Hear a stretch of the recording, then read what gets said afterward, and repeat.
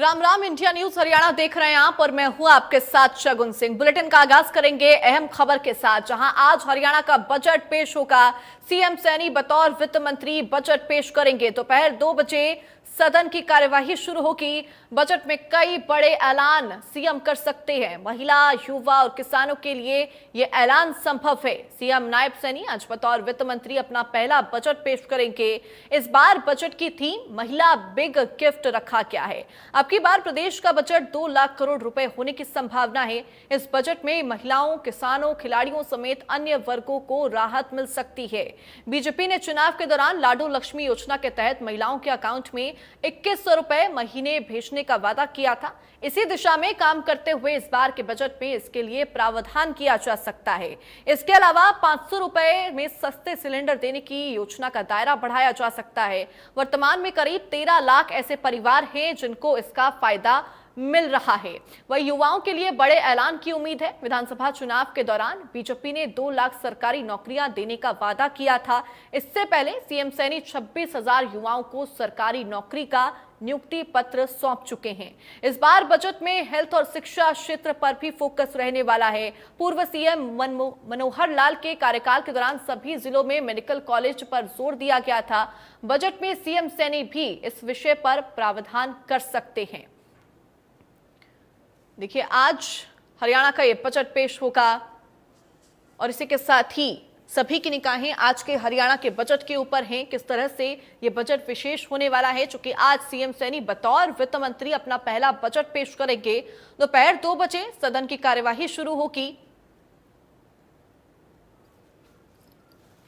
कि middle class को इस बजट का बेसब्री से इंतजार है। अब नायब बजट में क्या कुछ खास होगा वो भी जान लेते हैं ग्राफिक्स के जरिए। तो देखिए, बजट 2 लाख करोड़ रुपए होने की संभावना है। वहीं 2024 में 1,89,000 करोड़ का ये बजट आया था और अब ये 2 लाख करोड़ का बजट होगा। वही बात की जाए, बजट में कई बड़े ऐलान का संभावना बनी हुई है, यानी कि कई बड़े ऐलान यहां पर संभव है। इस बजट में चुनावी वादों को पूरा करने पर जोर दिया जाएगा। इस बजट पर संकल्प पत्र में तमाम जो वो वादे किए गए थे उसको पूरा करने की कोशिश। यहां पर महिलाओं को 2100 रुपए देने का वादा पूरा हो सकता है। तो ये तमाम जो संभावनाएं हैं, घोषणाएं हैं, वो बता रहे हैं हम आपको। 500 रुपए में सिलेंडर देने का दायरा भी बढ़ सकता है इस बजट में। युवाओं के लिए नौकरियों का ऐलान संभव और उसके साथ ही ये तमाम जो घोषणाएं हैं वो हम आपको बता रहे हैं जो संभावित हैं।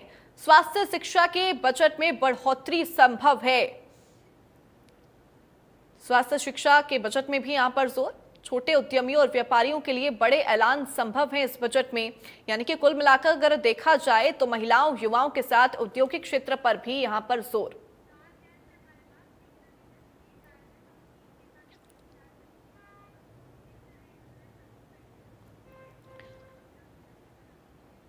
पंचकुला में फिल्म सिटी के लिए बजट का प्रावधान संभव है।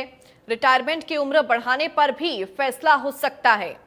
तो ये तमाम जो संभावनाएं हैं इस बार इस बजट को लेकर। करीब 2 लाख करोड़ का ये बजट होगा। अब आपको ग्राफिक्स के जरिए बताएंगे कि बजट में कौन कौन से ऐलान हैं जो संभव हैं। संभावित वो ऐलान, महिलाओं को हर महीने 2100 रुपए देने की संभावना यहां पर बनी हुई है। कुल मिलाकर जो ये बजट है वो महिलाओं पर केंद्रित होगा। 500 रुपए में सस्ते सिलेंडर देने का दायरा भी बढ़ाया जा सकता है। वही 2 लाख सरकारी नौकरी देने की घोषणा।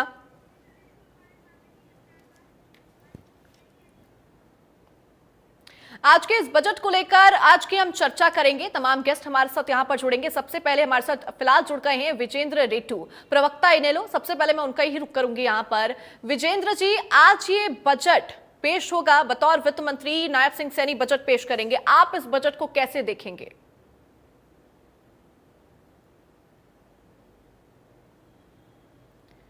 विजेंद्र जी, आप अपने सबसे पहले अपने आप को अनम्यूट कर लीजिए।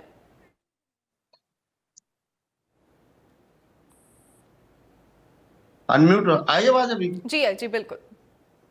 हाँ, देखिए सर, मैं सभी को राम राम, आपके चैनल से जुड़े हुए सभी गणमान्य व्यक्तियों को। आज का जो बजट है पूरा प्रदेश बड़ी बेसब्री से इंतजार कर रहा था कि भाई बजट की घोषणा होगी। जैसा कि हम सब जानते हैं, बजट में पूरे वर्ष के लिए सरकार क्या करेगी, कहाँ से रिसिप्ट होगा और कहाँ एक्सपेंसेस होंगे, उसके बारे में विस्तार से सरकार अपनी बात रखने का काम करती है, बजट पेश करते हैं। अब जो बजट में सबसे पहले तो मैं ये कहना चाहूंगा कि जो आज का बजट आया है और जो राष्ट्रपति भाषण के ऊपर मुख्यमंत्री महोदय ने जो अपना जवाब दिया था, जिस टाइम कांग्रेस से सदन को छोड़ करके चली गई थी, और उसके बाद बहुत लंबे समय तक मुख्यमंत्री नायब सैनी जी ने बड़े विस्तार से अपनी बातें रखने का काम किया और उन्होंने बहुत सारी घोषणाएं की, और ऐसी घोषणाएं की जो कि बहुत ही बड़ा एक सपना प्रदेश को दिखाने का काम किया गया। मैं तो ये कहता हूं कि जो ये घोषणाएं की जाती है, अभी बजट पेश होना है, मेरा तो निवेदन आपके चैनल के माध्यम से यह है कि घोषणा केवल वो की जानी चाहिए जो पूरी की जा सकती हो। आप पिछले बजट को उठा करके देखिए, इतनी सारी घोषणाएं की गई थी, उनमें से बहुत ज्यादा पेंडिंग आज भी पड़ी है। और सबसे बड़ी हैरानी की बात तो तब होती है कि जैसे जो डी प्लान में पैसा भेजा, 4-5 दिन पहले उसका रिकॉर्ड डाटा आया हुआ था, 400 करोड़ भेजा, जिसमें केवल मात्र 26% पैसा खर्च हुआ और 74% लैप्स हो रहा है पैसा। इस तरह के बजट ये कि दिखावा मात्र ना हो, रियलिटी पर बजट होना चाहिए। जो इसका अलॉटमेंट होती है सभी सेक्टर में, चाहे वो आर्थिक सेवाएं हैं, चाहे सामाजिक सेवाएं हैं, खास करके आर्थिक सेवाएं और सामाजिक सेवाओं के ऊपर जो खर्च किया जाता है, शिक्षा के ऊपर, एग्रीकल्चर के ऊपर या ग्रामीण विकास के ऊपर, उसका पूरा सदुपयोग किया जाना चाहिए। उस पैसे को पूरा एक्सपेंसिव में आना चाहिए। वो लैब्स जो करते हैं, सरकार की इस तरह की नियत इस बजट में ना रहे। जो अलॉटमेंट जिस सेक्टर में किया जाता है उसका पूरा और सही तरीके से खर्च होना चाहिए। दूसरी बात देखिए, मैं ये कहना चाहूंगा, जिस प्रकार से हरियाणा प्रदेश के ऊपर प्रत्येक वर्ष कर्ज बढ़ता ही जा रहा है। 2004-05 में जब इंडियन नेशनल लोकदल का शासन था, चौधरी ओम प्रकाश चौटाला जी मुख्यमंत्री थे हरियाणा प्रदेश के, उस टाइम हरियाणा प्रदेश के ऊपर मात्र 23,320 करोड़ रुपए का कर्ज हुआ करता था। और 23,320 करोड़ कर्ज के एवज में इसके कॉन्ट्रेरी यदि मैं कहूं तो 8,000 का फाइनेंशियल पॉजिटिव छोड़ करके गए थे चौटाला साहब हमारे जो इसमें डिपार्टमेंट में, तो लगभग 15,000 करोड़ बचता। 8,000 हमारा पॉजिटिव बजट छोड़ करके गए थे, तो 15,000 के आसपास करोड़ था, जो आज बढ़ करके 3,17,000 करोड़ पिछले बजट में था। तो जो ये प्रथा सरकार ने चला रखी है कि कर्ज लेकर के घी पीने वाली बात जो चली हुई है, ये नहीं होनी चाहिए। अब देखते हैं इस बार कितना कर्ज का प्रावधान करते हैं, क्योंकि आज हरियाणा प्रदेश की जो जीएसडीपी है उसका लगभग 32% ब्याज और कर्ज को उतारने में ही जा रहा है, जिसमें से 14% तो मात्र हमारे 100% बजट में से 100 में से 14 रुपए हमारे केवल ब्याज के भुगतान में खर्च हो रहे हैं, और टोटल हमारा 32 रुपए जो है ना इसमें खर्च हो रहे हैं। तो मैं उम्मीद करता हूं कि शायद इस बार सरकार इस कर्ज को घटाने का काम करेगी, बजट डेफिसिट है उसको कम करने का काम करेगी। और इसके अलावा देखिए, तो संभावना ही है, आपने भी बहुत सारी गिनवाई, भाई ये हो सकता है, ये हो सकता है। अब होना क्या है वो तो देखेंगे थोड़ी देर में जब बजट आएगा, लेकिन रोजगार के अवसर बढ़ाना बहुत जरूरी है। अब सरकार क्या प्लान लेकर के आती है इस बजट में, किस प्रकार से रोजगार के अवसर बढ़ाएंगे, जैसे कि इन्होंने घोषणा की है हम 2 लाख नौकरियां देने का काम करेंगे, क्या धरातल पर ये बातें उतरेंगी वो देखने वाली बात। ठीक है विजेंद्र जी, हमारे साथ यहाँ पर बीजेपी प्रवक्ता वैशाली तोमर भी जुड़ चुकी हैं, वहीं हमारे साथ कांग्रेस प्रवक्ता भी यहाँ पर जुड़ गए हैं। आपका बहुत बहुत स्वागत है बजरंग दास गर्ग और वैशाली तोमर, आपका भी। फिलहाल सबसे पहले मैं बीजेपी प्रवक्ता यहाँ पर रुख करूंगी। वैशाली जी, यहाँ पर विजेंद्र रेड्डी जी ने तमाम बातें की। उन्होंने कहा कि सरकार को वो घोषणाएं करनी चाहिए जो वो पूरा कर सके, यानी कि कुल मिलाकर उनका कहना है कि वो वादे सरकार ना करे जिनको वो पूरा नहीं कर सकती है। आपकी क्या प्रतिक्रिया इसको लेकर? जी नमस्कार, सबसे पहले मैं आपको नमस्कार करना चाहती हूँ और चैनल से जुड़े सभी दर्शकों को मैं राम राम करना चाहती हूँ। देखिए, बहुत ही विशेष दिन है, बहुत महत्वपूर्ण दिन है। आज जो हरियाणा की जनता है उसके लिए बहुत अहम फैसले लिए जाएंगे, और मैं ये कहना चाहूंगी कि हमारी जो सरकार है, ये जो नायब सैनी सरकार है, इन्होंने सिद्ध किया है, और भाजपा सरकार ने जिस तरह से जनता के दिल में काम के माध्यम से, नीतियों के माध्यम से और जन जन जागरूकता अभियान के माध्यम से और उनके उनके जो दशा और दिशा निर्देश के माध्यम से उनके जीवन में जो उन्नति, प्रगति, उत्थान के रास्तों से जो उनके जीवन में एक नई दिशा आई है, उसके माध्यम से जनता ने हमें चुना है और बहुत बेहतर कल्याणकारी ये सरकार है और कल्याणकारी ही बजट पेश होने वाला है। बहुत खुशी की बात है और मैं बहुत ही खुश भी हूं और उत्साहित भी हूं कि कुछ ही समय बाद आप देखेंगे कि हरियाणा की जनता जो ये इतने अच्छे से नायाब सैनी सरकार का साथ दे रही है और जाहिर सी बात है कि ये जो बजट भी है वो बहुत ही नायाब होने वाला है। जैसे उन्होंने पहले से भी अपने सभी शपथ लेते ही 24,000 लोगों को, युवाओं को नौकरियां दी और 24 फसलों पर एमएसपी सरकार लेकर आई। आपने देखा कि किसानों को 20,24,000 किसानों को अब तक 6,563 करोड़ रुपए दिए जा चुके हैं। फसल बीमा योजना के माध्यम से भी मैं आपको ये बताऊंगी कि 34,57,000 किसानों को 8,732 करोड़ की राशि दी जा चुकी है। तो कोई भी ऐसा वर्ग नहीं है, कोई ऐसा महकमा नहीं है, कोई भी ऐसा तबका नहीं है, कोई ऐसा व्यक्ति नहीं है कि जिसके लिए काम नहीं किए जा रहे हैं, जिसके लिए सोचा नहीं जा रहा है। ये नायाब सैनी सरकार इतनी कल्याणकारी सरकार हो गई है कि जन जन तक लोगों को प्रभावित कर रही है और जहां सही मायने में काम होने चाहिए, जहां सही मायने में चीजें पहुंचनी चाहिए, वहां तक पहुंच रही है। ठीक है, यहाँ पर उन्होंने एक और बात कही कि कर्ज के जरिए घी बांटने का काम सरकार फिलहाल कर रही है। वो तमाम आंकड़े भी उन्होंने गिनवाए विजेंद्र जी ने, और इनका साफ तौर पर यही कहना है कि जो कर्ज लगातार सरकार के ऊपर लोड बढ़ रहा है उससे जनता को फायदा देने का क्या मतलब बनता है? देखिए, ये बिल्कुल भी इनको मैं यही कहूंगी कि अधूरी जानकारी है और जिस तरह से अगर इनके मन में कोई भी विचार है तो हमारी सरकार के और खासकर नायाब सैनी सरकार ने 24 घंटे अपने दरवाजे खोले हुए। अगर मैं ये कहूंगी कि विपक्ष का भी कोई व्यक्ति है या कोई भी नेता है, ये तो स्पेशली प्रवक्ता है, अगर कोई भी ऐसी चीज है तो ये जाकर बात करें, समस्याओं का समाधान मिलता है, सारी चीजें मिलती है। ऐसा बिल्कुल भी नहीं है। अगर ऐसा है तो इनकी हुड्डा सरकार ने क्यों इतना कर्ज छोड़ दिया था, क्यों इनके यहाँ तक कि मैं आपको बताऊंगी कि निगमों में भी इतना ज्यादा कर्ज ये छोड़कर गए थे भाजपा सरकार पर, जिससे आज तक वो भरपाई कर रही है। अगर ऐसा इनको इस चीज से इतना गुरेज था तो इन्हें इतना भी कर्ज, जो लाखों हजारों करोड़ रुपए कर्ज छोड़कर हरियाणा की जनता पर गए थे और इन्होंने काम भी नहीं किया। वो जो पहले नीतियां निकलती थी, मैं बताऊंगी, मैं इनका नाम जानना भूल गई तो इसलिए मैं माफी चाहती हूँ। क्या मैं आपका नाम जान सकती हूँ? विजेंद्र रेड्डी। विजेंद्र जी को मैं बताना चाहूंगी कि अगर हुड्डा सरकार में जो नीतियां निकलती थी, कांग्रेस सरकार में जो भी योजनाएं निकलती थी, वो योजनाएं कभी भी जनता तक पहुंची ही नहीं, जनता के कामों तक वो पहुंची ही नहीं।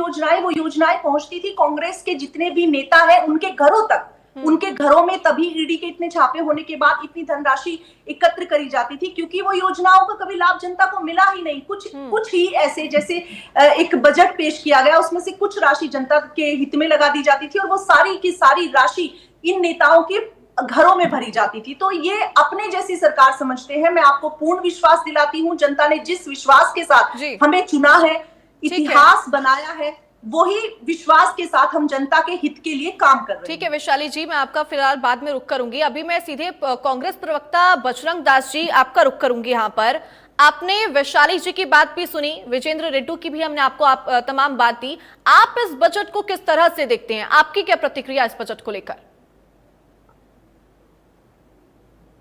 ये इस सरकार का पहला बजट जी, और भारतीय जनता पार्टी ने चुनाव में बहुत बड़े बड़े वायदे किए हुए हैं, बड़ी घोषणा की हुई है और जनता यह उम्मीद लगाई बैठी है कि सरकार ने जो घोषणा की है चुनाव के समय वो बजट में लाएगी, उसको पूरा करेगी।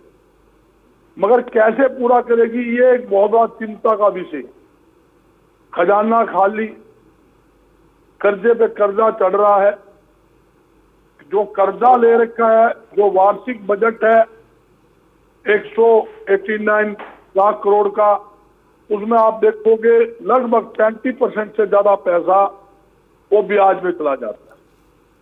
आगे भी बजट बढ़ाना पड़ेगा, महंगाई अनाप शनाप हो चुकी है। जब महंगाई जैसे बढ़ेगी वैसे बजट जो है आई साल बढ़ता है, इस साल भी बढ़ना चाहिए, बढ़ेगा जी। ये बड़ा भारी चिंता का विषय है। सरकार ने इतनी घोषणाएं कर रखी है कि हम ये भी करेंगे, वो भी करेंगे। मैं एक बात पूछना चाहता हूँ मेरी बहन से, वैशाली जी से, भी आप एक जवाब नहीं दीजिए। 10 साल हो गया आपकी सरकार को, 10 साल के अंदर ये सरकार बरसाती नाले खुलवा ना पाई, सीवरेज लाइन खुलवा ना पाई, बनाने की बात नहीं कर रहा मैं, सिर्फ खुलवाने की बात कर रहा हूँ। थोड़ी सी बारिश के अंदर पानी भर जाता है, आपके साथ पूरे शहरों में भर जाता है। मैं उदाहरण दे सकता हूँ गुड़गांव का, हिसार का। ऐसी स्थिति है जो सिविल हॉस्पिटल है, मल्टीपर्पज हॉस्पिटल जिसको हम कहते हैं, उसके अंदर 6 फुट पानी भर जाता है।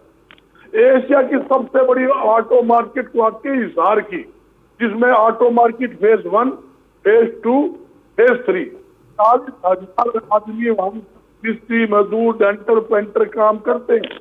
और बराबर में क्लोथ मार्केट 1, क्लोथ मार्केट 2 और बराबर में सिटी थाना है। चौक के ऊपर 4-4 फुट पानी भर जाता है। हिसार का आईजी चौक शहर का दिल कहते हैं, जो सेंटर पड़ता है, कचेरी का सेंटर पड़ता है, शहर का सेंटर पड़ता है, सभी शिक्षा संस्थाएं, जाट शिक्षा संस्था चारों तरफ वहां बनी हुई है, वहां पानी भर जाता है। ये सरकार 10 साल तक सीवर लाइन नहीं खुलवा पाई हो। ये बात है बजट पे छूट लेने की बात।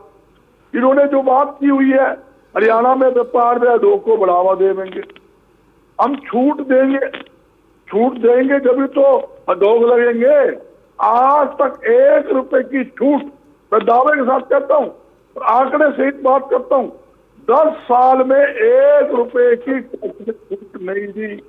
10 साल में नए नए टैक्स इस सरकार ने लगाए। सरकार ने घोषणा की जीएसटी के बाद कोई नया टैक्स नहीं लगेगा, फिर भी मार्केट फीस लगाई रखी। सब्जी फल के ऊपर इन्होंने मार्केट फीस लगाई। पेट्रोल में डीजल के ऊपर, ये पिछली सरकार की बात करते, 2014 के अंदर जो बेच कर था उसको उससे 2 गुना बेच कर पेट्रोल में डीजल पर इन्होंने बढ़ाने का काम किया।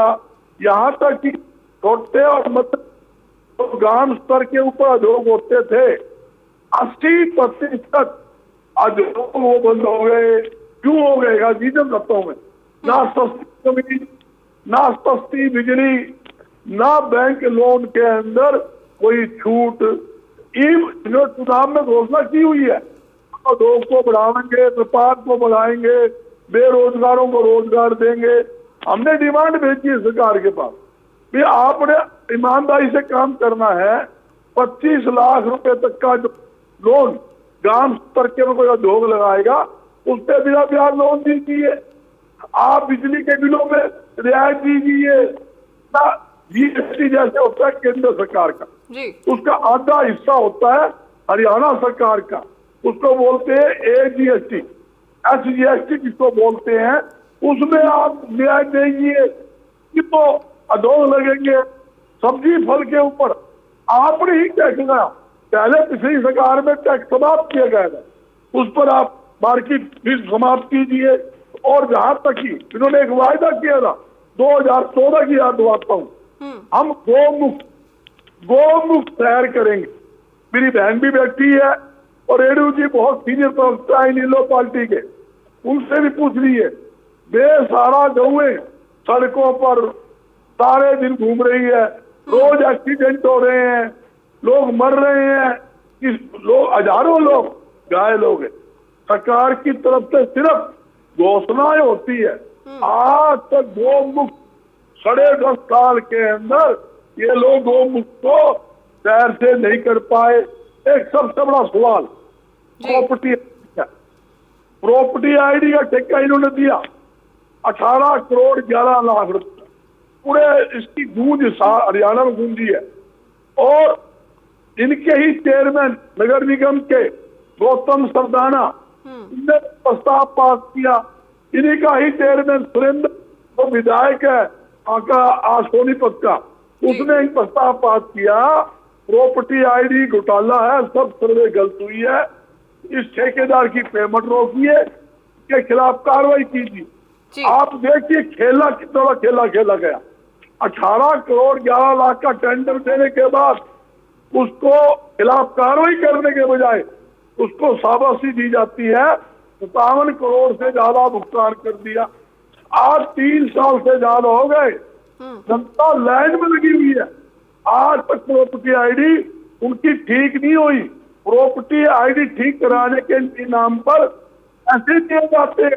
रामलाल की प्रॉपर्टी श्यामलाल के नाम पर आ गई, जिसका 100 गज का मकान था उसका 500 का दिखा दिया, जिसका मकान 1 फ्लोर का था 3 फ्लोर का दिखा दिया। बताओ कैसे जनता को सुविधा ये सरकार देगी? ठीक है बजरंग जी, आपके तमाम सवालों के जवाब मैं वैशाली जी से यहाँ पर लूंगी, लेकिन उससे पहले जेजेपी के प्रवक्ता अजय गुलिया जी हमारे साथ जुड़ गए हैं, उनकी भी मैं प्रतिक्रिया इस पर लेना चाहूंगी। अजय गुलिया जी, बहुत स्वागत है आपका सबसे पहले, और आप आज के इस बजट को किस तरह देखते हैं? आपकी पहली प्रतिक्रिया इसको लेकर। नहीं, देखिए, बजट पे विस्तार तो चर्चा उसको पढ़ने के बाद ही होगी, लेकिन मैं एक चीज जरूर कहना चाहता हूँ। सरकार ने कुछ चीजें जो पूर्व में सरकार थी इससे पहले और वो योजनाएं लेकर के आई थी, चाहे वो हिसार के लिए चाहे और भी प्रदेश में बहुत सारी ऐसी चीजें थी, उनके लिए बजट में प्रावधान न रख करके हरियाणा प्रदेश के लोगों के साथ धोखा किया। जबकि स्वयं के अपने प्रोग्राम थे वो सरकार में, चाहे हम उसके साझेदार थे, लेकिन आज चाहे हम सरकार में नहीं है और हम विपक्ष में है, लेकिन सरकार का दायित्व तो बनता था कि उन सारी चीजों को जो पुराना पिछली सरकार के दौरान वादे किए थे उनके लिए बजट में प्रावधान होना चाहिए था, उन कामों को शुरू अब तक हो जाना चाहिए था, लेकिन वो भी शुरू नहीं हुआ। बजट पर जैसे जैसे उसके बजट को लेकर के हम उसका अध्ययन करेंगे, उसके बाद ही मैं कुछ टिप्पणी कर पाऊंगा। अभी तो बहुत शुरुआत की बात है, लेकिन मैं ये कहना चाहता हूँ कि जिस प्रकार से सरकार ने निर्णय लिया है कि भाई पुराने कार्यक्रमों को रोक दिया है, आगे दौड़ पीछे छोड़ वाली बात है, ये चीजें नहीं होनी चाहिए थी। और हरियाणा प्रदेश के लोगों को जो उम्मीदें थी सैनी साहब से, नायब सैनी जी से उम्मीदें थी कि वो हरियाणा प्रदेश की कायाकल्प, लोगों की व्यवस्था में सुधार करने का काम करेंगे, वो अभी तक दिखाई नहीं दे रहा है। ठीक है अजय गुलिया जी, फिलहाल मैं वैशाली जी आपका यहाँ पर रुक करूंगी। तमाम आरोप यहाँ पर लगाए जा रहे हैं, कांग्रेस प्रवक्ता बजरंग जी ने भी यहाँ पर कई बातें की, कई सवाल उन्होंने खड़ा किए, आप उन सवालों का किस तरह से जवाब देंगी? चूंकि लगातार यहाँ पर ये बात खड़ी हो रही है कि काया पलट की जो बात की गई थी वो काया पलट यहाँ पर होता हुआ नहीं नजर आ रहा है, और साफ तौर पर कहा जाए तो जो घोषणाएं की गई है वो लगातार पूरी नहीं हो रही है। जवाब दीजिए इन सब सवालों का। जी, मैं कांग्रेस के प्रवक्ता बजरंग जी को मैंने बहुत अच्छे से सुना, मैं उनकी बातों का जवाब देना चाहूंगी। जी बिल्कुल विपक्ष है। देखिए मैं आपको बताना चाहूंगी शगुन जी, विपक्ष है तो जाहिर सी बात है वो अच्छाइयां तो गिनाएगा नहीं और खामियां ही वो गिनाएगा, लेकिन ये भी बात सच है कि विपक्ष के जो लोग हैं उनको छोड़कर अन्य किसी को भी खामियां न नजर आ रही हैं और ना ही उनको ये गुरेज है कि उनके लिए काम नहीं हो रहे हैं। मैं आपको साफ तौर पे बताना चाहूंगी, इन्होंने गाय की बात करी, गाय माता की बात करी, गोवंश की बात करी कि गोवंश को इस तरह से सड़कों पर घूम रहा है, किस तरह से दुर्घटनाएं हो जाती हैं। ये अपना समय भूल गए। मैं आपको आंकड़ों के रूप में भी बता सकती हूँ शगुन जी के 2014 से पहले कुछ ही मैं 100-150 के आसपास जो गौशाला थी वो थी, लेकिन आज 683 गौशालाएं खोली गई हैं 2014 के बाद। अपनी बात कीजिए, इनसे पूछिए काम किए गए हैं, उनकी बेहतरी को लेकर कितने काम बनाई है, वो हमारी बनाई हुई है, हमारी संस्थाओं ने बनाई हुई है, सरकार की नहीं है, हमने बना के दी हुई है। आज भी मैं हिसार के अंदर हमारी 47 गौशाला है जो हमारी टीम चला रही है, सरकार नहीं चला रही। सरकार की जो गौशाला है उसका भी फंड हमारी संस्थाएं दे रही है, सरकार की तरफ से नहीं है। इनको पता नहीं। बजरंग जी, आपने तमाम सवाल यहाँ पर किए, एक बार उनको जवाब भी देने दीजिए। जवाब नहीं, देखो सवाल का जवाब। अजय गुलिया जी, मैं आपका भी रुख करूंगी यहाँ पर। उन्होंने एक जवाब दिया कि गौ माता का, मैं कह रहा हूँ 2014 में इन्होंने घोषणा की नहीं की। आप ये बताइए, अगर आप ये बताइए बजरंग जी, जवाब भी उनका सुन लीजिए एक बार। आपने अपने सवाल किया, मैंने आपको यहाँ पर पूरा वक्त दिया था, एक बार उनका जवाब भी सुन ही लीजिए वैशाली जी। दूसरी बात रही, इन्होंने इनके जो, ये तो प्रवक्ता हैं, इनके जो माननीय विधायक जी भी हैं जो जनता ने चुनकर भेजे हैं, मैं उनकी बात बताना चाहूंगी शगुन जी आपको। इनके माननीय विधायक कहती हैं विनेश फोगाट जी, जो जनता में तो रहती नहीं है, जनता ने संतति वोट उनको दिया और उनको चुन लिया। उन्होंने, वो कहती हैं कि हमारे वहां पर तो विश्वविद्यालय ही नहीं है, हमारे यहाँ पर बच्चों का एजुकेशन एक्सप्लोर ही नहीं हो पा रहा है, बेटियां जो है वो पढ़ने नहीं जा पा रही हैं। लेकिन जबकि मैं आपको बताऊं कि उनकी कॉन्स्टिट्यूएंसी में, उनके दायरे में, 17 किलोमीटर के दायरे में 3 यूनिवर्सिटी है, और जहां पर एक में 466, कुछ एक में 367 और एक में 137 सीटें जो है वो जो वैकेंट हैं, जो अभी तक नहीं भरी गई हैं, अगर ये जनता में जा रहे होते, जनता से मिलते, जनता से बात करते, तो इनको पता होता कि वहां पर वैकेंट पोस्ट है और उसको भरना चाहिए। बेटियों से बात करते कि वहां पर वैकेंट पोस्ट है, चलिए मैं आपको भरा देती हूँ, आपको जनता ने हमें चुना है। लेकिन इनको सिर्फ और सिर्फ खोखले दावे करने हैं, खोखली बातें करने हैं। अगर एक्चुअल में ये जनता के लिए काम कर रहे होते तो जनता ने इनको चुना होता।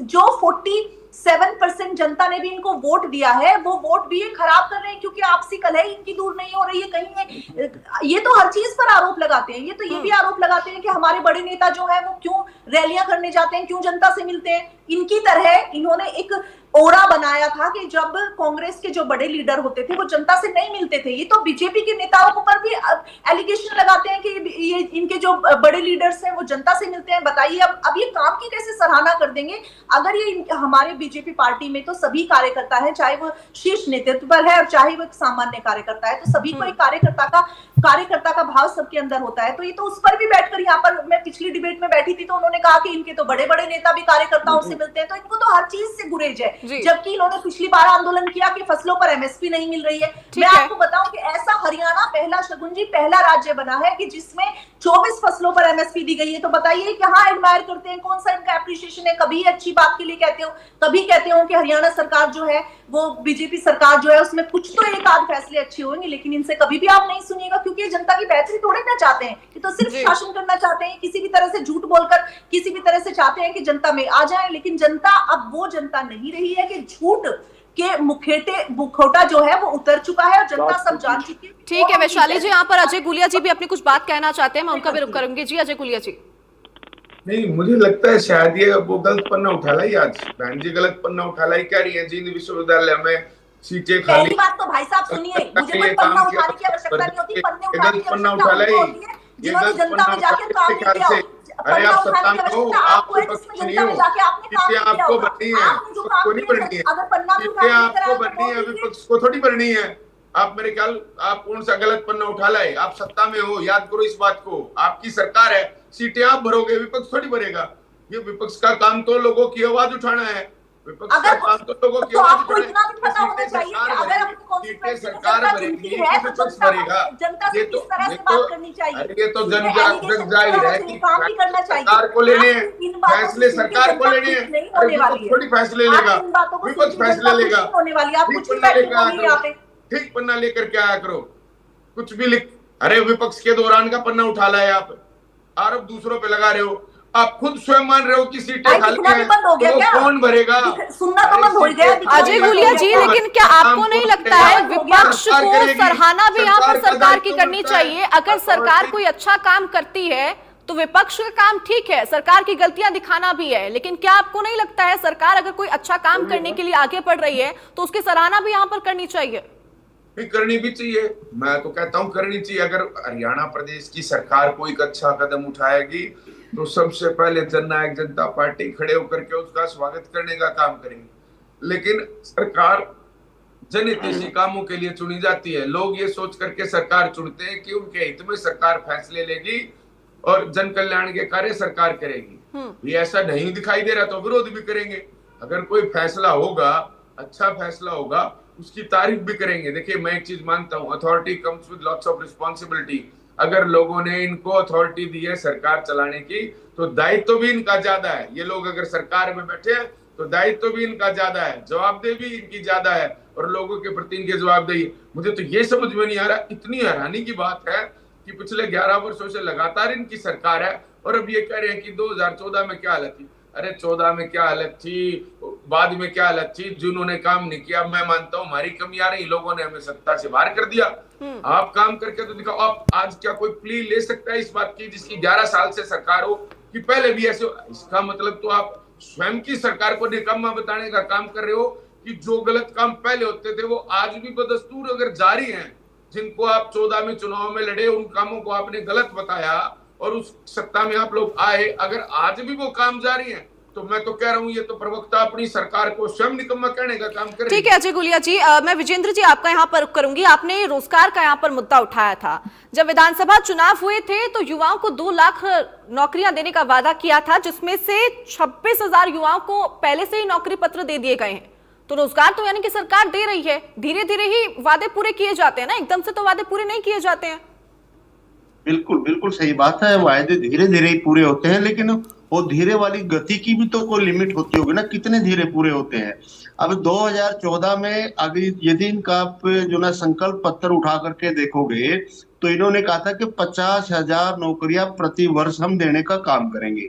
11 साल हो गए, 11 साल में 50,000 के हिसाब से 5.5 लाख नौकरियां बनती हैं, और ये दावा करते हैं कि हमने 1,80,000 नौकरियां देने का काम किया। कंपैरेटिवली कितनी कितनी दी इन्होंने, और उनमें भी जो 1,80,000 का ये सरकार दावा करती है, ये वो श्वेत पत्र जारी करने का काम करे, हरियाणा के कितने हैं और आउट ऑफ स्टेट कितने हैं। और इसके अलावा जो अभी 26,000 या 24,000 की बात करते हैं, इसमें भी सगुन जी मुश्किल से 8 या 9,000 लोगों को नौकरी मिली है। बाकी तो प्रमोशन में गए हैं लोग जो ऑलरेडी सर्विस में थे, उनको प्रमोट होकर के डी से सी ग्रुप में आ गए। वो एक्चुअली में जो बेरोजगार लोग युवा थे वो तो 8 से 9,000 ही नए अपॉइंट हुए हैं, बाकी वही प्रमोट होकर के इधर से उधर हुए हैं। नंबर एक बात, और आज भी बेरोजगारी की दर कितनी है हरियाणा प्रदेश की, ये हमारा कोई आरोप नहीं है वैशाली जी, आपके पीएमओ ऑफिस का एनएसओ के द्वारा जारी किए गए आंकड़े हैं कि हरियाणा बेरोजगारी में नंबर 1 है, और बेरोजगारी की दर प्रति वर्ष बढ़ती ही जा रही है। नंबर एक बात। नंबर 2, आपने कहा कि बहुत सारे हमने काम किए। शगुन जी, इन्हीं के जनवरी के महीने में डाटा आता है जो कि नीति आयोग डाटा देता है कि हरियाणा फिस्कल हेल्थ इंडेक्स में नीचे से 5वें पायदान पर खड़ा है। आज के दिन 18 स्टेट में हम जो ना 13वें 14वें नंबर पर खड़े हैं। इतना बैड मैनेजमेंट हमारा फिस्कल है, वित्तीय व्यवस्था हमारी इतनी खराब है, जो कि नीति आयोग कहता है सेंटर में इन्हीं की गवर्नमेंट है, भारतीय जनता पार्टी की गवर्नमेंट है। नीति आयोग अपना काम करता है और वो कहता है कि हरियाणा फिस्कल मैनेजमेंट में बिल्कुल पिछड़ चुका है, क्राइम में पिछड़ चुका है और बेरोजगारी में पिछड़ चुका है। और दूसरी बात देखिए, अभी बजट का सेशन है तो मैं बजट पर ही आ रहा हूं वापस। बजट में इन्होंने घोषणाएं की है। देखिए, पिछली बार जो इन्हें घोषणाएं की थी उसमें इन्होंने माइनस करने का काम किया था। जैसे हमारी आर्थिक सेवाएं हैं जिसमें एग्रीकल्चर आती है, ग्रामीण विकास आता है, और जो है ना सड़कें आती हैं, पुल आते हैं, इस तरह का जो एक तरह से कैपिटल इन्वेस्टमेंट होता है, जो कैपिटल एक्सपेंडिचर होता है आर्थिक सेवाओं में, वो आता है। उसको इन्होंने 24.13% से घटा करके 23.12% करने का काम किया। क्या इतना डेवलपमेंट हो गया था कि उसके ऊपर जो बजट एलोकेशन है, परसेंटेज है बजट की, उसको कम करने का काम किया गया। इसी प्रकार से जो हमारी सामाजिक सेवाएं हैं जिसमें शिक्षा है, खेल है और पीडब्ल्यूडी करके जो एमिनिटीज होती हैं लोगों की, वो इसके सेक्टर आते हैं, उसमें भी उसको भी इन्होंने घटाने का काम किया था, उसमें भी कम करने का काम किया था। और शिक्षा की यदि बात करें, शिक्षा और खेल की, तो उसको भी घटाने का काम किया था। और आज शिक्षा का क्षेत्र में हम काफी पिछड़े हुए हैं, स्कूलों में टीचर नहीं है। अभी ये बात कर रहे थे कि भाई वैशाली जी ने बताया कि इतनी इतनी वैकेंसियां खाली हैं जुलाना कॉन्स्टिट्यूंसी में। ये ठीक है कि वहां विश्वविद्यालय नहीं है, कॉलेज है, 3 कॉलेज हैं, और तीनों कॉलेजों में जो वैकेंसी खाली है वो भी सही है, वैकेंसी खाली है। आखिर उन कॉलेजों में बच्चे एडमिशन क्यों नहीं लेते, या वहां पॉपुलेशन नहीं है? पॉपुलेशन तो है, पढ़ने वाले स्टूडेंट भी हैं, इन कॉलेजों में वो एडमिशन क्यों नहीं लेते? क्योंकि वहां पर सुविधाएं नहीं है, स्टाफ नहीं होगा, लाइब्रेरी नहीं होगी। जो एक स्टूडेंट को उच्च दर्जे की फैसिलिटी चाहिए किसी कॉलेज में जाने के लिए, वहां पर वो फैसिलिटी नहीं है। आज हमारे कॉलेजेस में जो है ना 50% के आसपास तो प्रोफेसरों की पोस्ट खाली पड़ी है, तो कैसे बच्चे वहां पर एडमिशन लेंगे? जबरदस्ती हम किसी को ठूस थोड़े सकते हैं कि नहीं आपको तो जुलाना में ही एडमिशन लेना होगा। भाई क्यों लेगा बच्चा जहाँ प्रोफेसर ही नहीं होंगे, पढ़ाने वाले नहीं होंगे, अदर फैसिलिटी नहीं होंगी? तो शिक्षा को यदि आप बेहतर बनाओगे तो तभी बच्चे उसमें एडमिशन लेंगे। न विपक्ष एडमिशन दिलवाएगा और न ही सत्ता पक्ष दिलवाएगा। सत्ता पक्ष यदि उसको फैसिलिटी देंगे तो ऑटोमेटिक खींचे चले आएंगे बच्चे, ऑटोमेटिक एडमिशन लेने का काम करेंगे। दूसरी बात, इन्होंने 2014 के संकल्प पत्र में कहा था कि जो स्ट्रे एनिमल्स हैं, जो इधर उधर घूमते हैं पशु या बंदर जो भी है, हम उनको खत्म करेंगे और नंदीशालाएं बनाएंगे, गौशालाएं बनाएंगे। आज आप हर गली में जा करके देखो, शहरों में कितने आवारा पशु घूम रहे हैं, ऐसे ही घूम रहे। कितनी इन्होंने नंदीशालाएं अपनाई, कितने कामयाब करने का काम किया। बजट में घोषणाएं की जाती हैं, उनको ग्राउंड पर इम्प्लीमेंटेशन होता नहीं है। तो ऐसे बजट का क्या फायदा जो धरातल पर उतर करके ना आए। तो ठीक है मैं तो विजेंद्र यही जी, कहता ठीक है बजट ठीक में है। हम वैशाली उम्मीद- जी, आपने तमाम सवाल विजेंद्र जी के यहाँ पर सुने, आपकी क्या प्रतिक्रिया है इसको लेकर? जी, मैंने विजेंद्र जी के भी सवाल सुने और गुलिया जी के भी सवाल सुने। इनको बैठकर सिर्फ यहाँ पर सवाल ही उठाने हैं। अगर इन्होंने इतने बेहतर काम किए होते तो जनता ने इनको चुना होता। हम जनता की बेहतरी के लिए काम कर रहे हैं। Being a Janata, being a person, मैं भी चाहती हूँ कि विपक्ष मजबूत होना चाहिए। मजबूत विपक्ष होगा तो बेहतर काम होंगे, ठीक है। लेकिन ऐसा विपक्ष नहीं चाहिए जो सिर्फ और सिर्फ आरोप लगाए, बेहतरी के बेटरमेंट के लिए, पब्लिक के बेटरमेंट के लिए सोचे ही नहीं। पब्लिक के बेटरमेंट के लिए काम हो रहे हैं शगुन जी, और बहुत बेहतरी के साथ काम हो रहे हैं। अगर पूरा आंकड़ा ये बैठा के ऐसे झूठ बता देते हैं, पूरा आंकड़ा, ये कहते हैं पन्ने लेकर आए, पन्ने लेकर आते ना तो मैं पूरा आंकड़ा आपको बताती सारा।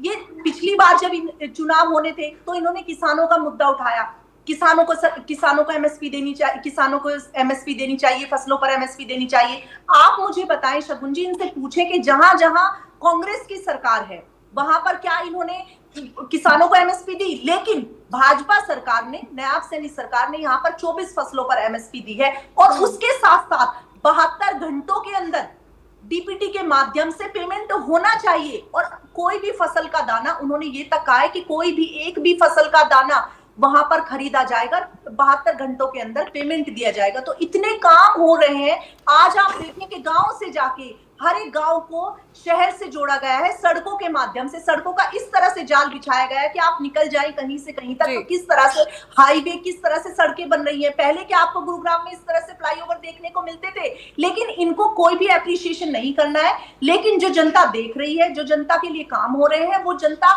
वोट के माध्यम से, उसका वोट के माध्यम से एप्रिसिएशन दे रही है। विपक्ष को जवाब देना हमारी जवाबदेही, यहाँ पर बैठकर हम दे रहे हैं। लेकिन जनता के लिए काम करना हमारी जवाबदेही है। हम जनता की जवाबदेही देंगे। हम जनता को, जनता की जितनी भी समस्याएं हैं उनको अगर हम पूरा नहीं करते, जनता हम पर आरोप लगाती है तो हम गुनहगार हैं। इनके यहाँ पर फिजूल की बातें, ये बैठकर झूठ का मुखौटा ऐसा बनाकर बैठते हैं, उससे कुछ नहीं होने वाला है। अगर उससे कुछ होता तो दिल्ली में देखिए किस तरह से जीरो पर आप ये पहुंच गए हैं। तो इनको काम कोई भी नहीं करना है, काम कुछ भी नहीं करते हैं ना इन्होंने इस तरह से पहले, जिस तरह से आज भाजपा सरकार में गति के साथ काम हो रहे हैं, जिस तरह से विकास को गति दी गई है, इस तरह से पहले काम नहीं होते थे। अगर इस तरह से काम होते तो आज इतने वर्षों के बाद, ये जो आजाद भारत, आजादी के बाद इतने वर्ष हमें यहाँ तक आने के लिए लगे हैं, नहीं लगते। लेकिन इतनी धीमी गति से काम होते थे। इनके राज में निकलती थी योजनाएं जो नहीं पहुंचती थी, सड़कों तक नहीं पहुंचती थी, हाईवे तक नहीं पहुंचती थी, जनता के खेत खलिहानों तक नहीं पहुंचती थी,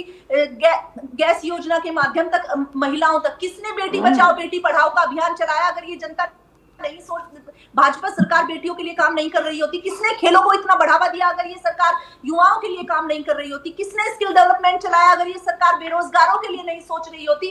किसने महिलाओं को धुएं से मुक्ति दी अगर ये सरकार गरीबों के लिए नहीं सोच रही होती? किसने पेंशन योजना को बढ़ाया? इनके सरकार में देखें कितनी पेंशन थी और आज कितनी है। एक गरीब व्यक्ति को जब आयुष्मान कार्ड मिलता है ना, तब उस गरीब से जाकर पूछे कि जब वो एडमिट होता है और वहां जाकर उसको एक जो सदमा लगता था कि अब पैसे कहां से आएंगे, और आज वो उसको नहीं लगता है। आयुष्मान कार्ड योजना के माध्यम से प्रधानमंत्री ने उनका भविष्य सिक्योर किया है, उनकी जीवन सिक्योर किया है। तो इनसे पूछे ये बात। लेकिन इनके पास दो शब्द कभी तारीफ के नहीं होते हैं, क्योंकि सिर्फ और सिर्फ ये सरकार में आने के लिए कुछ भी कहेंगे शगुन जी, जिससे एक भी बात सच नहीं होती। ठीक है वैशाली जी, गुलिया जी को कहना चाहूंगी कि अपनी आंखें भी ठीक कराएं और अपने कान भी ठीक कराएं। इस तरह की बेबुनियाद बातें मैं तो सुनने वाली हूं नहीं बिल्कुल भी। अगर इनके पास डॉक्टर नहीं है तो मुझे बता दें, मैं इनका अपॉइंटमेंट करा दूंगी। फालतू की बातें बैठ के यहाँ पे ना प्रवक्ता है, ठीक है वैशाली जी, हम अपनी नीतियों का प्रचार प्रसार करें, बेफिजूल की बातें सुनने के लिए बैठते नहीं यहाँ पे। ठीक है वैशाली जी।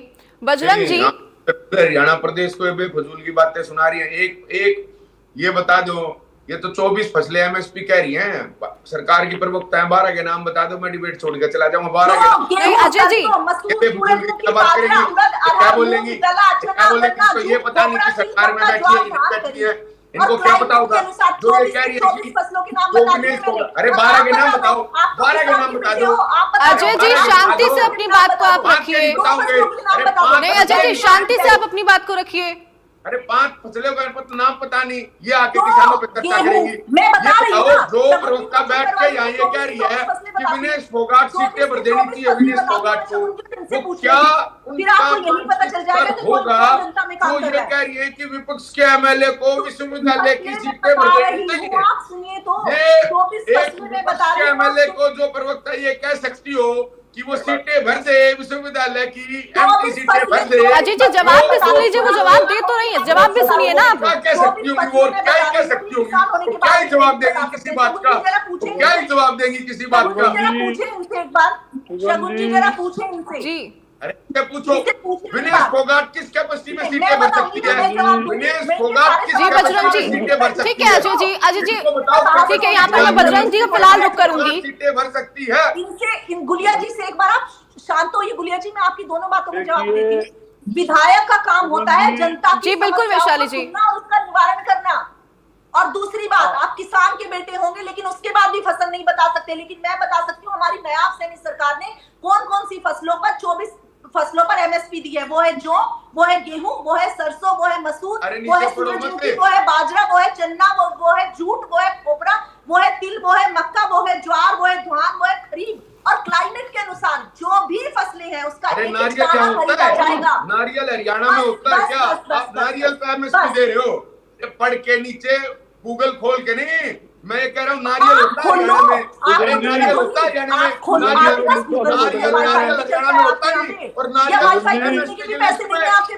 लिस्ट में नारियल होता है। जनता ने चुना नहीं है ना आपको, जनता ने चुना नहीं है आपको, ये आपकी बौखलाहट बता रही है यहाँ पे बैठ के, इसीलिए आपको जनता ने नहीं चुना। यही कारण है आपको जनता ने नहीं चुना, क्योंकि आपको सुनते ही नहीं है। अजय जी वैशाली जी आप दोनों यहाँ पर शांत हो जाइए, एक एक करके आप लोग अपनी बात को रखिएगा तो समझ में आएगा कुछ। ऐसे चर्चा नहीं हो, नहीं ऐसे चर्चा नहीं हो जाए। अजय जी शांत हो जाइए आप भी। फिलहाल मैं यहाँ पर बजरंग जी आपका रुख करूंगी।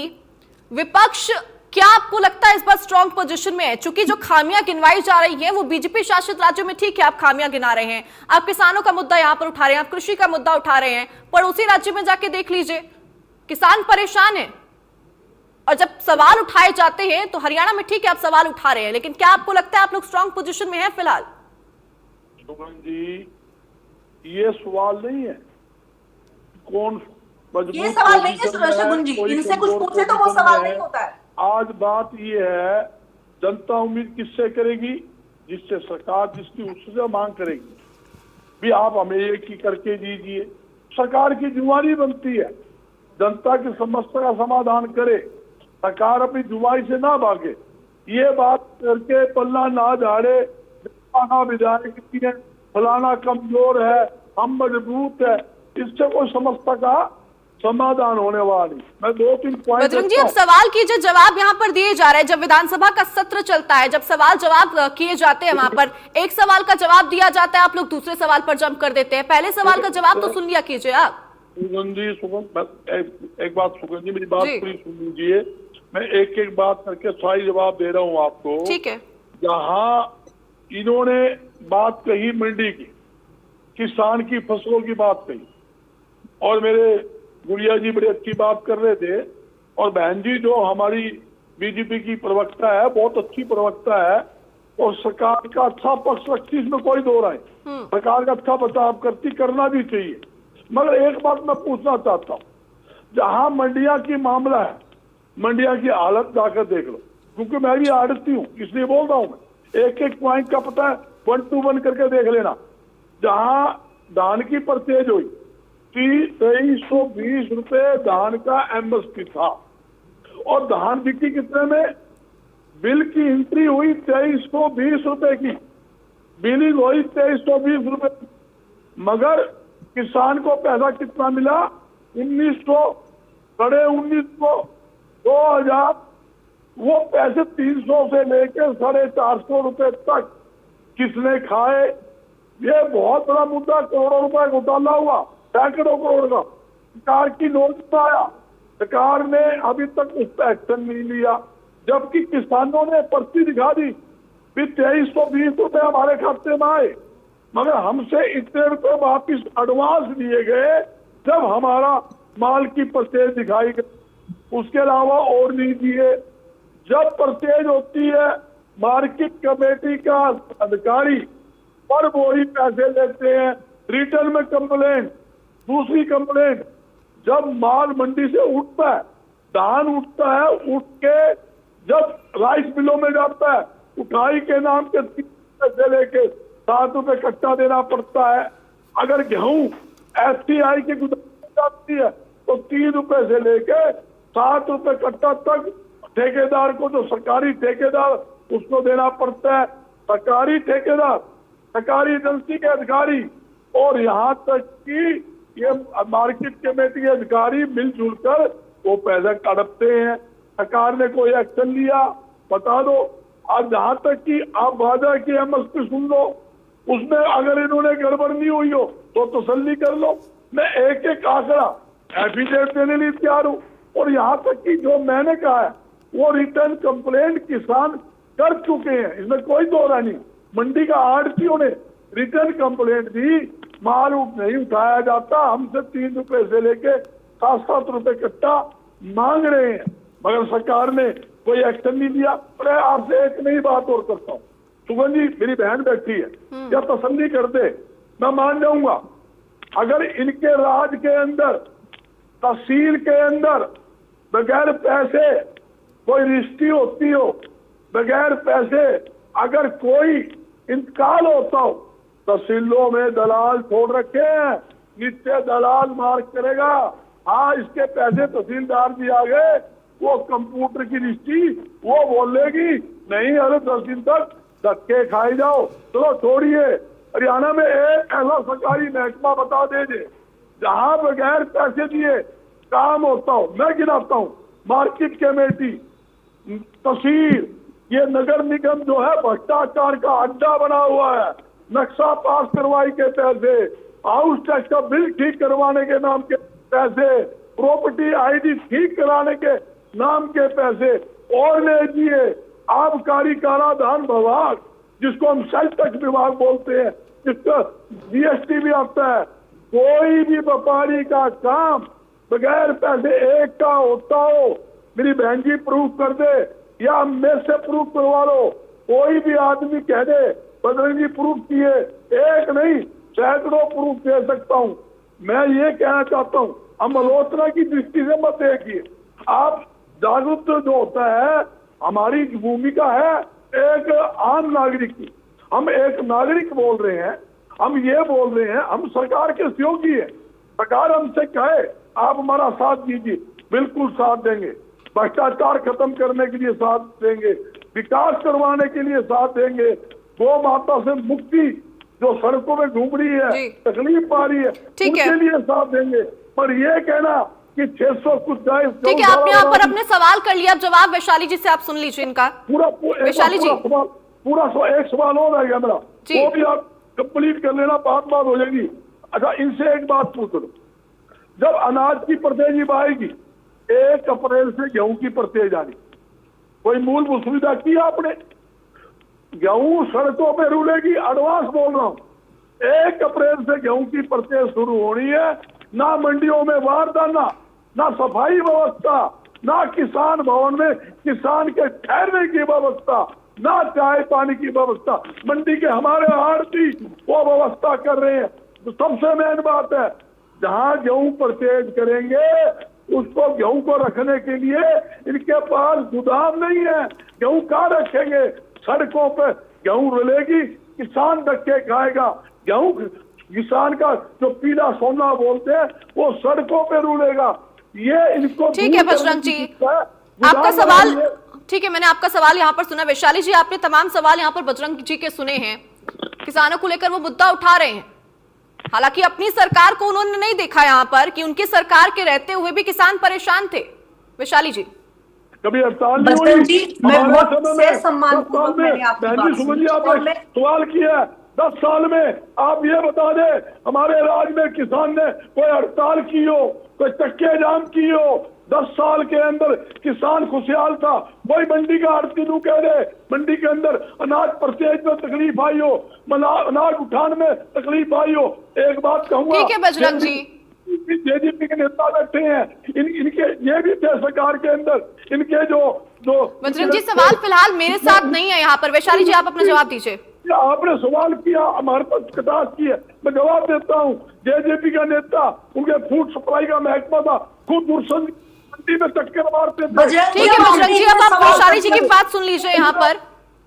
वैशाली जी, बजरंग जी आप सुने तो सही कि आपने इतने सवाल कर दिए। अगर आपकी इतनी समस्याएं हैं, मंडियों में इतनी ज्यादा दिक्कत हो रही है, तो आप जाएं और सीधा सीधा कंप्लेन करें। हमारी सरकार है ये। अगर भाजपा का भी कोई अधिकारी, भाजपा का भी कोई नेता, भाजपा में भी कुछ हो रहा है, तो वो भी सीधे सीधे भ्रष्टाचार, उस पर केस किया जाता है, सामने लेकर आया जाता है। इसका जीता जागता उदाहरण भी आप देख लें कि जितने भी भ्रष्टाचार के जितने भी सारे निकल कर आ रहे हैं, सारे मसले वो सिर्फ और सिर्फ भाजपा सरकार में निकल कर आ रहे हैं। आपकी सरकार की तरह नहीं है कि सब दबा दिए जाते थे। तो भाजपा सरकार में ट्रांसपेरेंसी के साथ काम किया जाता है। अगर आपको दिक्कत है, सही मायने में जनता परेशान हो रही है, तो आप उसकी वीडियो बनाएं, टैग करें, मुख्यमंत्री नायब सैनी जी को डालें टैग करके, अभी के अभी नहीं उस पर कार्रवाई होती है तो बताएं। लेकिन अगर आपके पास कुछ होगा जेन्युइनली, तभी तो आप कहेंगे। यहाँ पर बैठकर सिर्फ आप अपना दुख बताते हैं। यहाँ पर जो है वो सिर्फ जनता परेशान नहीं है, सिर्फ आप लोग परेशान हैं। धरने करने वाले भी भ्रष्टाचार करते करने वाले थे। एक हफ्ता मंडी का आरती हड़ताल रखी, सरकार ने उसको सस्पेंड किया, उसके बावजूद 3 अधिकारी सस्पेंड किए, रातों रात बहाल कर दिया। बजरंग जी सवाल करने की क्षमता यहाँ पर रखते हैं, तो जवाब सुनने की भी क्षमता होनी चाहिए ना। जवाब भी आप सुनिए, जवाब सुनने की भी तो क्षमता रखिए। यहाँ पर आप सिर्फ सवाल कीजिएगा तो जवाब कब सुनिएगा? जवाब की भी क्षमता रखिए वैशाली जी। इनके माननीय मुख्यमंत्री नहीं बजरंग जी, चर्चा ऐसे नहीं होती है। सवाल आप करें तो जवाब सुनने की भी क्षमता यहाँ पर रखिए। मेरा शिकायत कीजिए, उदाहरण दे रहा हूँ। नहीं बजरंग जी, चर्चा इस तरह नहीं होती है। सवाल का जवाब भी आप यहाँ पर ले लीजिए। वैशाली जी, सस्पेंड किया, बजरंग जी वक्त की यहाँ पर कमी है। सवाल किए हैं, जवाब भी सुनिए ना वैशाली जी। कितने भी झूठे आरोप यहाँ पर बैठकर लगाएं, कोई भी विपक्षी पार्टी लेकिन ये इस तरह से भरे हुए हैं। बजरंग जी,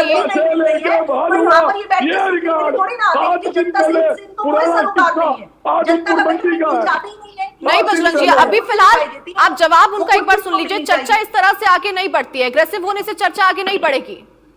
वैशाली जी, ये यहाँ पर सिर्फ अपना एग्रेशन निकालेंगे, क्योंकि जनता में जाने की इनकी हिम्मत नहीं है, जनता से बात करने की इनकी हिम्मत नहीं है। अगर ये जनता से बात करें तो ये इन्हें पता चले कि किस तरह से जनता खुश है कि उनको पेंशन बढ़ा दी गई है, जनता किस तरह से खुश है, आयुष्मान कार्ड के माध्यम से किसान किस तरह से खुश है। यहाँ पर जब इतने कम से कम 21 लाख किसानों को किसान सम्मान निधि मिल जाती है, किसान किस तरह से खुश है कि उनको किस तरह से फसल बीमा योजना के माध्यम से उनकी बिगड़ी हुई फसलों का भी उनको मुआवजा मिल जाता है। क्या पहले इस तरह की चीजें होती थी? लेकिन इनको कुछ भी नहीं सुनना है। इनको नहीं पता कि बागवानी की भी 40 फसलों को मुख्यमंत्री जी ने बीमा के अंदर लेकर आए हैं, लेकिन इनको यहाँ पर कोई भी बेटरमेंट के काम हो रहे हैं, किस तरह से कृषि प्रदेश को बढ़ाया जा रहा है, किस तरह से। ठीक है वैशाली जी, आप अपनी बात को एक बार फाइनल कमेंट में जल्दी से बता दीजिए, क्योंकि हमारे पास वक्त यहाँ पर बेहद कम है। जी क्या बोला शगुन जी? हमारे पास यहाँ पर वक्त की कमी है। ठीक है, यहाँ पर मैं विजेंद्र जी आपका रुख करूंगी, फाइनल कमेंट आपका इसके ऊपर। देखिए शगुन जी, मैं तो यही कहूंगा कि बजट में जो घोषणा की जाती हैं वो पूरी होनी। जो 2023 का बजट था, 2022 का था, 2024 का बजट था, उसमें इतनी सारी घोषणाएं की थी जो कि 20% भी पूरी नहीं हुई है। और ये पूरी नहीं होती है तो आगे घोषणा क्यों करती है सरकार? आखिर इस प्रकार की नीति को लेकर के क्यों चले हुए हैं? तो ऐसा नहीं करना चाहिए इनको। और दूसरी बात, जैसे अभी ये कह रहे कि बहुत विकास किया है, विकास क्या किया भाई? बीपीएल का विकास कर दिया आपने। आज 2 करोड़ 80 लाख की हमारी पॉपुलेशन है, लगभग 3 करोड़, जिसमें से 2 करोड़ हमारे लोग जो है ना बीपीएल में आ चुके हैं। और सरकार छाती ठोक करके कहती है कि आज 52 लाख परिवारों को हम बीपीएल का राशन देते हैं। भाई जब आप विकास करते हो तो ये इतने बीपीएल क्यों बढ़ते जा रहे हैं? क्यों ये संख्या ठीक है विजेंद्र जी, ठीक है मुझे कर रही। सबका फाइनल कमेंट यहाँ पर लेना है। अजय जी, मैं आपका यहाँ पर करूंगी, आपका फाइनल कमेंट इसको लेकर। लोगों ने इनकी सरकार बनाई है तो लोगों की उम्मीदें भी इनसे ही है, इनको लोगों की उम्मीदों पे खरा उतरना चाहिए। देखिए बजट के अंदर जो घोषणा है, मैं रेड्डी जी की बात से बिल्कुल सहमत हूँ कि आप अपनी 22 की 23 की परफॉर्मेंस जो ना भाई आपने क्या किया, आज बजट आ रहा है ठीक है, लेकिन आपने जो पुराने बजटों में प्रावधान किए थे वो काम कितने पूरे हुए, ये भी तो सब जनता के सामने आना चाहिए। जनता को जानने का अधिकार है, ये पैसा जनता का है, आपको ताकत दी है सरकार चलाने की ताकि आप जनता के पैसों पर निर्णय ले सको कि वो जनता का पैसा किस रूप में खर्च हो, लेकिन अंत में जनहितैषी कार्यों में ये खर्च होना चाहिए और जनता के कल्याण के लिए और जनता की बेहतर सुविधाएं जनता को देने के लिए ही सरकारें चुनी जाती हैं और प्रावधान होते हैं। ठीक है, फिलहाल बहुत बहुत शुक्रिया वैशाली जी आपका, बजरंग जी आपका, विजेंद्र जी आपका और अजय जी, आप सभी का हमारे साथ इस चर्चा में जुड़ने के लिए। तो आज नायब सरकार का ये बजट पेश होगा और इसमें तमाम तरह की उम्मीदें आम जनता को है। फिलहाल मेरे साथ इस बुलेटिन में बस इतना ही। तमाम खबरों के लिए अपने रहिए इंडिया न्यूज के साथ। राम राम।